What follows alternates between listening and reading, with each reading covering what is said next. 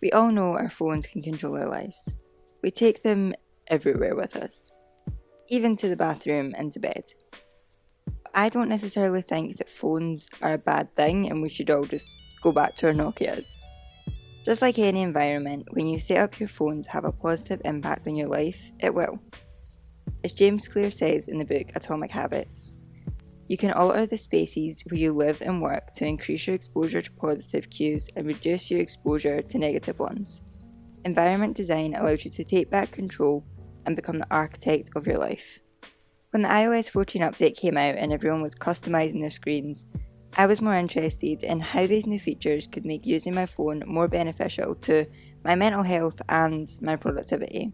In this video, we'll talk about the 3-page method that I've adopted to give me a more minimal phone that encourages me to carry out the healthy habits I'm currently working on. Before I show you exactly what apps I keep on each page, I'll explain what the purpose of each page is. The first page is my quick access page, and these are just apps that I want to be able to use easily and quickly. They're apps that have a specific purpose, not really apps that I would ever scroll through mindlessly. Second is my daily essentials page. These are the apps that support the goals and habits that I'm currently working on and that I want to be using every single day. And my third page is my productivity center. These are all the apps that help me to be productive, whether that's creating content, working through a checklist, or taking a class. So now let's unlock my phone and I'll show you exactly what I'm talking about with these 3 pages. So when you unlock my phone, we start on this page, but first I'm going to show you my quick access page, which you get by swiping to the left. The first widget that I have here is my Things 3 widget. So this is what I use to capture anything that I need to do, any ideas that I have.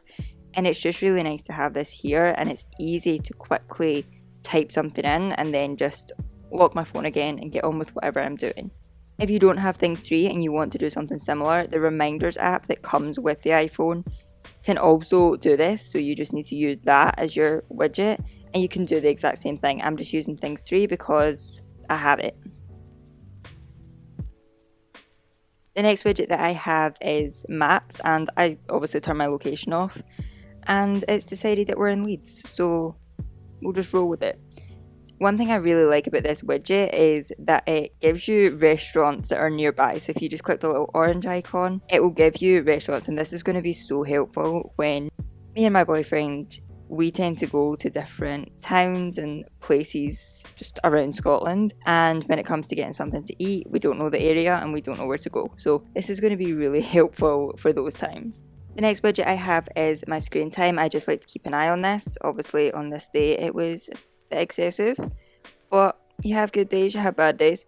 So I like to just keep an eye on this, and then underneath that I have my widget for my smart bulbs. This just lets me control them easily. I just have to swipe and I can turn them on or off without having to open the app. So then on my first home screen, this is my daily essentials page. So the first thing you'll see here is my widget. So this is actually a Smart Stacks widget, I think it's called. So I have the weather, I have my calendar, I have the maps, I have the clock, and I have Siri suggestions in there. And this changes just throughout the day based on what my phone thinks I'm going to need, which is quite handy.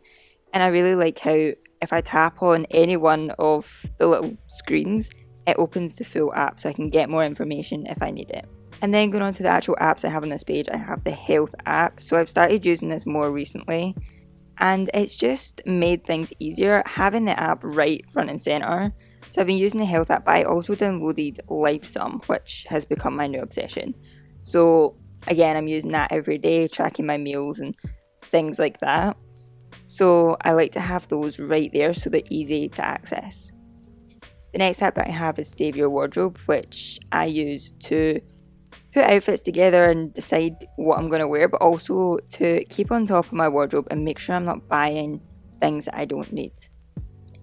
And then I also have Instagram on my daily essentials page, and I did hesitate a bit to put this on there because it's social media, but the reason Instagram is there is because that's my way of communicating with you a lot of the time. So I can answer DMs and things like that really easily if it's there, but I just need to make sure I don't start mindlessly scrolling through it.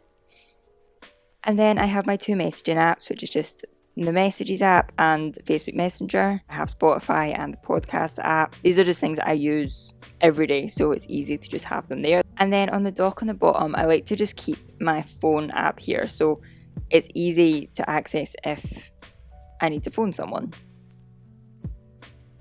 And then if we swipe onto the next page, we have my little productivity center. So right at the top, I have the calendar widget, which I am obsessed with. I love that it shows you the full month, so you can kind of see like what day you're on and how far through the month you are. I don't know, I just really like it.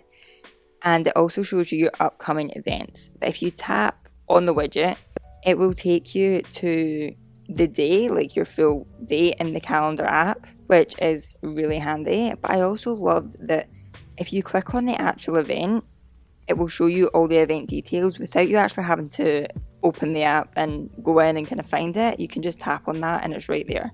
So I really like that.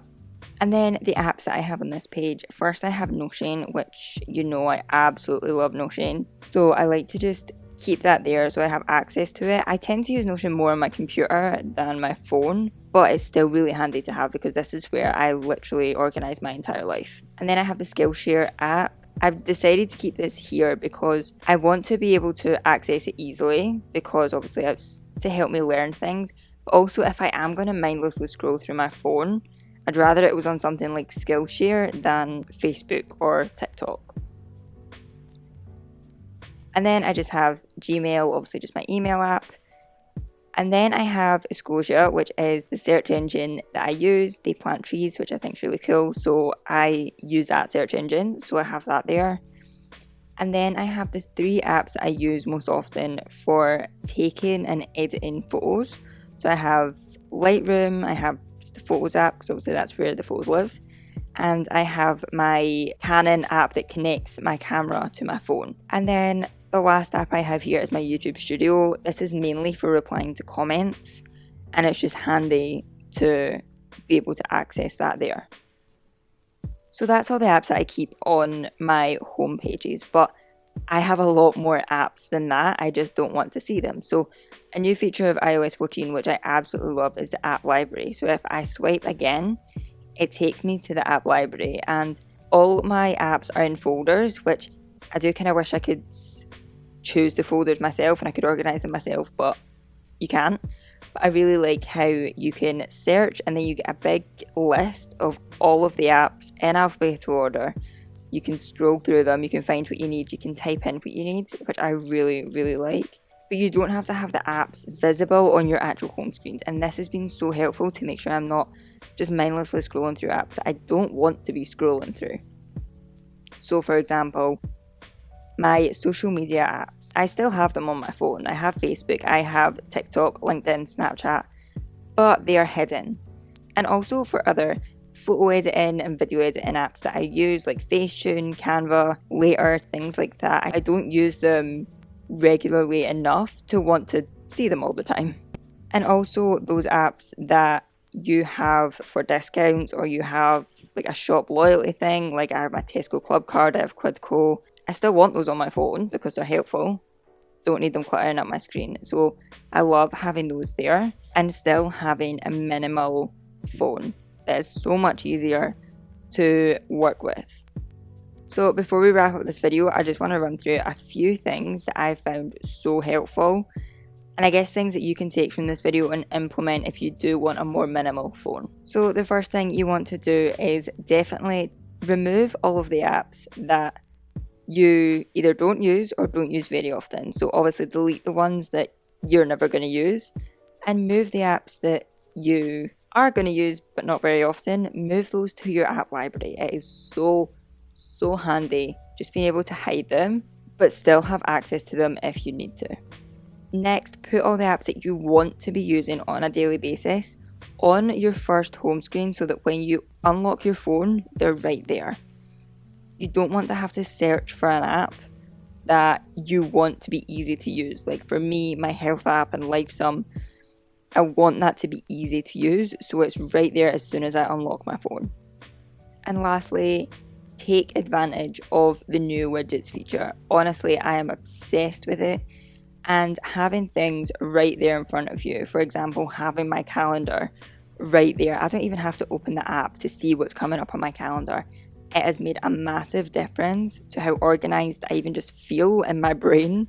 I wouldn't go excessive with the widgets because if you have too many, it is just going to clutter up your phone. If you want quite a few, definitely use the Smart Stacks feature. That's what I've done on my first page so that I can have a few, but I'm not looking at all of them all the time. But choose which ones are going to be most helpful to you and add them to your home screen. So that is everything I have for this video. I hope you enjoyed it. Let me know in the comments if you do have an iPhone and you've updated to iOS 14 what your favourite features are, because I keep discovering new things and it's so entertaining. And if you have any organisation tips, definitely leave them in the comments too so we can all help each other out. Thank you so much for watching this video and I will see you in the next one.